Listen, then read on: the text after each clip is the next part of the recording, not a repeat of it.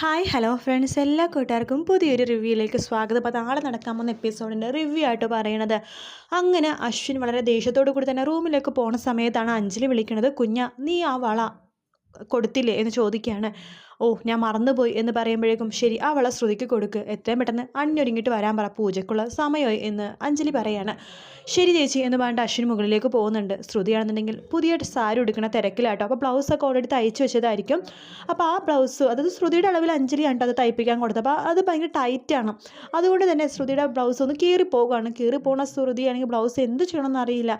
പെട്ടെന്ന് തന്നെയാണ് അവിടെ സൂചി നൂലൊക്കെ സംഘടിപ്പിക്കുന്നുണ്ട്. അശ്വിൻ്റെ ഷർട്ടൊക്കെ ഇടുന്നുണ്ട്. എന്നിട്ട് ഡ്രസ്സ് തയ്ക്കുന്ന സമയത്തേക്ക് അശ്വിൻ അവിടെ കയറി വരുമ്പോഴേക്കും ശ്രുതി ആകെ പേടിച്ച് പോകുകയാണ്. കാരണം അശ്വിൻ്റെ ഷർട്ട് ഇട്ടത് കണ്ടു കഴിഞ്ഞാൽ ഭയങ്കര പ്രശ്നം ഉണ്ടാക്കുമെന്ന് ശ്രുതിക്കറിയാം. അതുകൊണ്ട് ശ്രുതി അവിടെ ഒളിച്ചു നിൽക്കുക കേട്ടോ. അത് അശ്വിൻ കാണുന്നുണ്ട്. അശ്വിൻ പെട്ടെന്ന് തന്നെ ശ്രുതിനെ വഴക്ക് പറയാൻ വേണ്ടി ശ്രുതിനെ വിളിച്ച്, നീ എന്ത് പണിയായി കാണിച്ചത്, വാട്ട് ദി ഹെൽ എന്ന് പറയാൻ പോകുമ്പോഴേക്കും നമ്മുടെ മനോരമ ഒളിഞ്ഞിരുന്ന് ഇവരുടെ സംഭാഷണം കേൾക്കാൻ വേണ്ടി ഇങ്ങനെ കാതും കൂർപ്പിച്ച് ഇങ്ങനെ നിൽക്കുക കേട്ടോ. കണ്ണും വെച്ചിട്ട് ഇങ്ങനെ, അതായത് അങ്ങനെ ലെൻസ് കൊണ്ട് ഇങ്ങനെ നോക്കിക്കൊണ്ടിരിക്കുന്ന സമയത്ത് അശ്വിൻ അത് കാണുന്നുണ്ട്. അശ്വിൻ പറയുന്നുണ്ട്, അതെ, നീ എന്തിനാണ് ഇങ്ങനെ പേടിച്ച് നിൽക്കുന്നത്? എന്നെ മിസ് ചെയ്തുകൊണ്ടാണോ? എൻ്റെ ഡ്രസ്സ് എടുത്തിട്ടേലേ, ഞാൻ നിനക്ക് നല്ല സർപ്രൈസ് ആയിട്ട് 2 സാധനങ്ങൾ കൊണ്ടുവന്നിട്ടുണ്ട്. ഇത് കണ്ടില്ലേ, ഇത് എൻ്റെ അമ്മ ഉപയോഗിച്ച വളയാണ്. ഇത് ഏറ്റവും വിലപ്പെട്ട സാധനമാണ്. ഇത് നിനക്ക് അവകാശപ്പെട്ടതായിനി എന്ന് പറഞ്ഞിട്ട് ശ്രുതിയുടെ കയ്യിലേക്ക് വളയിട്ട് കൊടുക്കാട്ടോ. എന്നിട്ട് ശ്രുതിനെ കെട്ടിപ്പിടിക്കുകയാണ്. ശ്രുതിക്കപ്പോൾ വല്ലാത്ത പോലെ തോന്നുന്നുണ്ട്, ഈ മനുഷ്യൻ്റെ എന്താ ഇങ്ങനെ, നേരത്തെ ഒരു സ്വഭാവം, ഇപ്പോൾ ഒരു സ്വഭാവം, ഈ മനുഷ്യൻ്റെ എന്താ ഇങ്ങനത്തെ സ്വഭാവം എന്നൊക്കെ ആലോചിച്ചിട്ട് ശ്രുതി ആകെ ഇങ്ങനെ നെറ്റിത്തെരിച്ചിങ്ങനെ നിൽക്കുവാണ്. എന്താ ശ്രുതി, എന്താ നീ ഇങ്ങനെ നിൽക്കണത്, നീ ഭയങ്കര ടയേർഡാണല്ലോ, നീ ഇവിടെ ഇരിക്കുക എന്നൊക്കെ പറഞ്ഞിട്ട് ശ്രുതിനെ അവിടെ കട്ടിലൊക്കെ ഇരുത്താണ്. ഇവർ തമ്മിൽ പ്രശ്നമൊന്നും ഇല്ലേ എന്ന് മനോരമ ഇങ്ങനെ മനസ്സിൽ വിചാരിക്കണേ. എന്തെങ്കിലും ആവട്ടെ, നോക്കാം എന്നൊക്കെ പറഞ്ഞിട്ട് മനോരമ അവിടെ നിന്ന് പോകുന്നുണ്ട്. മനോരമ പോയതും അശ്വിൻ്റെ സ്വഭാവം പെട്ടെന്ന് തന്നെ മാറും കേട്ടോ.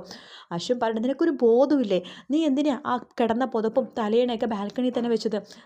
ഇന്നൊരു ദിവസം നീ മറന്നത് ഓക്കെ, ഇനി മേലാൽ ഇങ്ങനത്തെ കാര്യങ്ങൾ മറക്കരുത്. നമ്മൾ തമ്മിലുള്ള സംഭാഷണവും എല്ലാ കാര്യങ്ങളും മനോരമ ആൻറ്റി ഇവിടെ ശ്രദ്ധിച്ച് കേൾക്കുന്നുണ്ടായിരുന്നു. അതുകൊണ്ട് ഞാൻ നിൻ്റെ അടുത്ത് ഇങ്ങനെയൊക്കെ പെരുമാറിയത്. നീ ഇനി മുതൽ ആ തലോണയും അതുപോലെ തന്നെ ബെഡ്ഷീറ്റൊക്കെ രാവിലെ തന്നെ എടുത്ത് അകത്തേക്ക് വെക്കണം, കേട്ടല്ലോ എന്നൊക്കെ പറഞ്ഞിട്ട് അശ്വിൻ അവിടെ നിന്ന് പോകുകയാണ്. ശേഷം ശ്രുതി ബ്ലൗസൊക്കെ തയ്ച്ചിട്ട് ആ സാരിയെ കൊടുത്തിട്ട് വരുന്നുണ്ട്. ആ സാരിയാണ് ആ പൂജയ്ക്ക് കൊടുത്തിരിക്കുന്നത് കാണുന്നത്. ശേഷമാണെന്നുണ്ടെങ്കിൽ പൂജ കഴിയുന്ന സമയത്ത് അമ്മായി അവിടെയൊക്കെ വരും കേട്ടോ. അപ്പോൾ അമ്മായിയുടെ അടുത്ത് പറയുന്നുണ്ട്, മുത്തശ്ശി, വന്നതിൽ വളരെ സന്തോഷം എന്നൊക്കെ പറഞ്ഞിട്ട് അവിടെ ഇരിക്കാൻ പറയാണ്. വേണ്ട, ഞാനും ചടങ്ങുണ്ടല്ലോ, അതായത് പെണ്ണിനെ കൂട്ടിക്കൊണ്ടുള്ള ചടങ്ങുണ്ട്, അപ്പോൾ ആ ചടങ്ങിന് വേണ്ടി വിളിക്കാൻ വേണ്ടി വന്നതാണെന്ന് പറയുമ്പോഴേക്കും ശ്രുതിക്ക് ഭയങ്കര സന്തോഷമാവണം. ഹായ് അമ്മായി വെയിറ്റ് ചെയ്യട്ടോ, അമ്മായി വരുന്ന കാര്യം ഞാൻ ഓർത്തില്ല, ഞാൻ ഇപ്പം തന്നെ ഡ്രസ്സുകളൊക്കെ പാക്ക് ചെയ്തിട്ട് വരാമെന്ന് പറഞ്ഞിട്ട് മുകളിലേക്ക് പോകുകയാണ്. ആ സമയത്ത് അമ്മായി പറയുന്നുണ്ട്, പ്രീതി വാ നമുക്ക് പോകാമെന്ന് പറയാണ്. അയ്യോ, ശ്രുതിയും കൂടി വരട്ടെ അമ്മായി എന്ന് പ്രീതി പറയുമ്പോൾ, ഇല്ല, ഞാൻ നിന്നെ കൂട്ടിക്കൊണ്ടുവരാൻ വേണ്ടിയിട്ടാണ് വന്നത്, നീ വാ എന്ന് പറയുമ്പോൾ മുത്തശ്ശിയും അഞ്ജലിയും പറയുന്നുണ്ട്, അതെങ്ങനെ അമ്മായി ശരിയാവും? ശ്രുതിക്കും ശരിക്കും പറഞ്ഞാൽ വീട്ടിൽ പോണ ചടങ്ങ് ശ്രുതിക്കും ബാധകമല്ലേ, ഇവരുടെ കല്യാണം ഒരുമിച്ച് നടന്നതല്ലേ, അപ്പോൾ ശ്രുതിനും കൊണ്ടുപോ, അവൾക്കും ആഗ്രഹമൊക്കെ ഉണ്ടാവില്ലേ? ഇല്ല, അവളെ കൊണ്ടുപോവില്ല, അവളെ കൊണ്ടുപോയി ആർക്കും ഇഷ്ടപ്പെടില്ല, ഞങ്ങൾക്ക് അതൊട്ടും ആക്സെപ്റ്റ് ചെയ്യാൻ പറ്റിയിട്ടില്ല, അതിൻ്റെ പേര് ഞങ്ങൾ ഒരുപാട് നാണം കെട്ടു, ഇനി നാണം കെടാൻ വയ്യ, പ്രീതി നീ വരുന്നുണ്ടെങ്കിൽ വാ, അല്ലെങ്കിൽ ഇവിടെ നിന്നോ എന്ന് പറയാണ്. അമ്മായി, അത് ശ്രുതിയും കൂടി നിൻ്റെ അടുത്ത് വരാനല്ലേ പറഞ്ഞത് എന്ന് പറഞ്ഞിട്ട് അമ്മായി പ്രീതിയുടെ കൈ പിടിച്ച് വലിച്ചുകൊണ്ട് പോകുക കേട്ടോ. ശ്രുതിയാണെങ്കിൽ ഭയങ്കര സന്തോഷത്തിലേ തൻ്റെ പെട്ടിയിൽ സാധനങ്ങളൊക്കെ എടുത്തു വെക്കണം. ആകെ ഒരു സാരി മാത്രമേ ഉള്ളൂ. ആ സാരിയും തൻ്റെ കൃഷ്ണൻ്റെ വിഗ്രഹവും എല്ലാം എടുത്തിട്ട് ഞാൻ നിലത്തേക്ക് ഓടിപ്പോവാട്ടോ.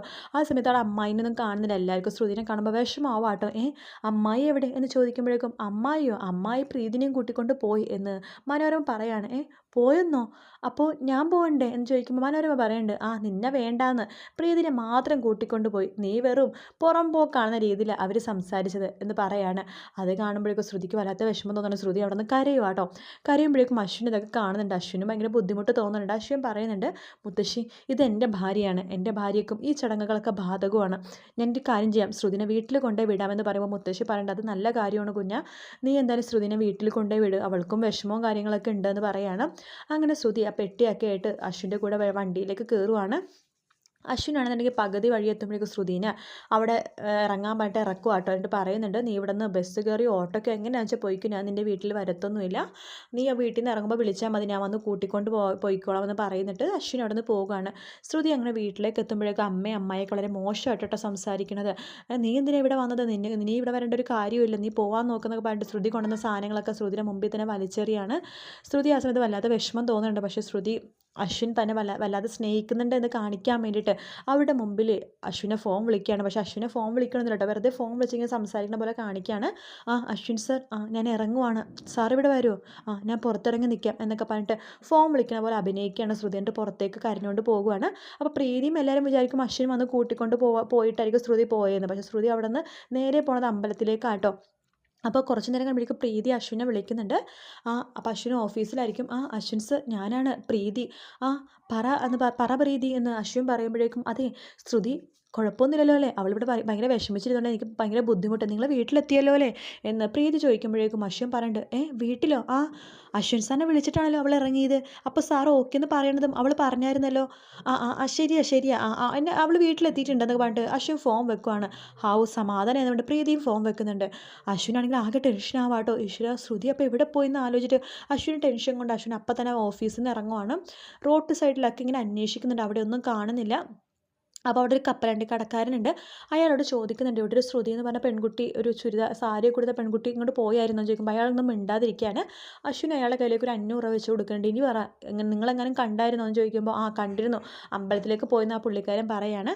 അങ്ങനെ അശ്വിൻ അമ്പലത്തിൻ്റെ ഉള്ളിലേക്ക് പോകുമ്പോഴേക്കും ശ്രുതി അവിടെ അമ്പലത്തിൽ ഇങ്ങനെ ഒറ്റയ്ക്കിരുന്ന് കരഞ്ഞുകൊണ്ടിരിക്കുകയായിരിക്കും കേട്ടോ. അത് കാണുമ്പോഴേക്കും അശ്വിൻ പറയുന്നുണ്ട്, വാ നമുക്ക് വീട്ടിലേക്ക് പോകുമെന്ന് പറയുമ്പോൾ, ആരുടെ വീട്ടിലേക്ക്, ഏത് വീട്ടിലേക്ക്, ഞാൻ എവിടേക്കും ഇല്ലെന്ന് പറയാണ്. ശ്രുതി, വെറുതെ ബഹളം ഉണ്ടാക്കല്ലേ, ദേ അടുത്തൊക്കെ ആൾക്കാരുണ്ട്, അവരൊക്കെ ശ്രദ്ധിക്കുന്നുണ്ട്, നീ മര്യാദയ്ക്ക് എൻ്റെ കൂടെ വാ. ഇല്ല, ഞാൻ വരില്ല എന്ന് പറയുമ്പോൾ, അതേ വന്നില്ലെങ്കിൽ നിന്നെ ഞാൻ തൂക്കി എടുത്തുകൊണ്ട് പോകും, അത് വേണോ എന്ന് ചോദിക്കുകയാണ്. ഞാൻ വരില്ലെന്ന് വെച്ചാൽ വരില്ല എന്ന് പറഞ്ഞിട്ട് ശ്രുതി അവിടെ തന്നെ നിൽക്കുവാട്ടോ. കേട്ടോ അശ്വിൻ എങ്ങനെയെങ്കിലുമൊക്കെ ശ്രുതിനെ കൂട്ടിക്കൊണ്ട് പോകുന്നുണ്ട്. അതിനുശേഷം അമ്മായി ആണെന്നുണ്ടെങ്കിൽ പ്രീതി വീട്ടിലേക്ക് കൊണ്ടുവന്ന സാധനങ്ങളൊന്നും മേടിക്കുന്നില്ല, എല്ലാം തിരിച്ചു കൊണ്ടുപോയിക്കോ, ഇനി ഇവിടെ കൊണ്ടുവന്ന് കഴിഞ്ഞാൽ മനോരമ അതിനായിരിക്കും പറയുന്നത് എന്നൊക്കെ പറഞ്ഞിട്ട് നമ്മുടെ പ്രീതിയും അപ്പം തന്നെ വീട്ടിലേക്ക് തിരിച്ചു പോകുന്നൊക്കെ ഉണ്ട് കേട്ടോ. നല്ല നല്ല ഭാഗങ്ങളാണ് ഇനി വരാൻ പോണത്. അപ്പോൾ നാളത്തെ എപ്പിസോഡിൽ ഇത്രയും ഭാഗങ്ങൾ മാത്രമേ കാണിക്കുന്നുണ്ടാവുക. അമ്മായി വരുന്നതും ബ്ലൗസ് കീറുന്നതും ഷർട്ട് എടുത്തെടുത്തതും ഈ ഭാഗങ്ങൾ മാത്രമേ നാളെയും മറ്റന്നാളെയും കാണിക്കുള്ളൂ.